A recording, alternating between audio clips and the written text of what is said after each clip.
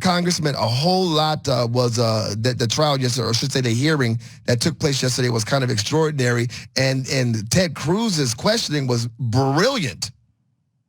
Yeah, Ted was on his game yesterday, and I think Ted did a great job. I think Mike Lee did a good job. I think Josh Hawley did a good job out of Missouri. They brought this home. So you had somebody, don't forget what you had here. You had Rod Rosenstein, who had overseen the investigation, and then he's sitting there telling us, oh, you know what, I really didn't have any interest in this most extraordinary, he admits it's basically an extraordinary case, but he was incurious. He just didn't care anymore. I was not on that case anymore, so I didn't look into it. I didn't check into it. So Ted was right. Either he was complicit or he was grossly negligent. I didn't think he was complicit because he's, other stories have indicated pretty clearly he was talking about using the 25th Amendment, trying to get information to throw President Trump out of office. And, that's hard to believe because they're all a pack of liars.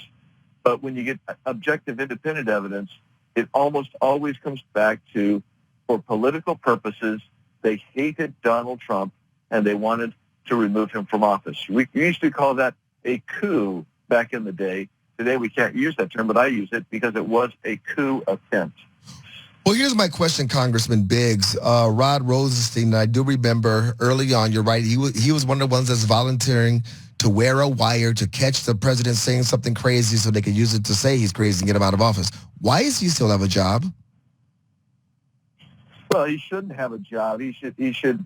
I mean, any of these conspirators, James P., in my opinion, they should have been investigated thoroughly by the Department of Justice, where appropriate, and believe me, I think it's pretty appropriate in a lot of these cases, to indict them and let this justice system play out. Why are they walking around? Why do they have jobs?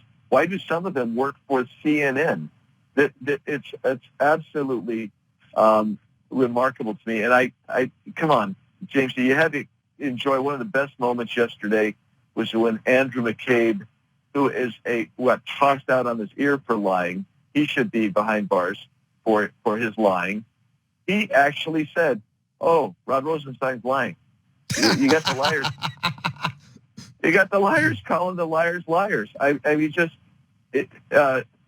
If this were not in just a ridiculous time like we're seeing today with social unrest, COVID, all this stuff, this would be in and of itself historical. This is what you'd be reading in textbooks, but it's not getting the play. Yeah, it's not getting the play it should be getting. It is being lost. And there's one more thing, Congressman. A lot of folks out here don't think that James Comey, Clapper, Brennan, these people, Peter Ivey, Strokin, Lisa Payne, none of these people are going to be held. They're not going to jail. They're not going to go to jail. Yeah, and so I used to think they were. I'm a little bit skeptical now, although, I've talked to the administration. They keep telling me that Durham's on his way. He's got put together these massive cases. Hey, how much longer do I got to wait? How much longer do the American people have to wait to see whether we have a multi-tiered justice system as opposed to a justice system that's equal for all? I don't know. I used to be optimistic. I'm less sanguine today. I'm very cynical. I'm sorry. I want to keep my optimism. Here's something we could possibly wrap some optimism around.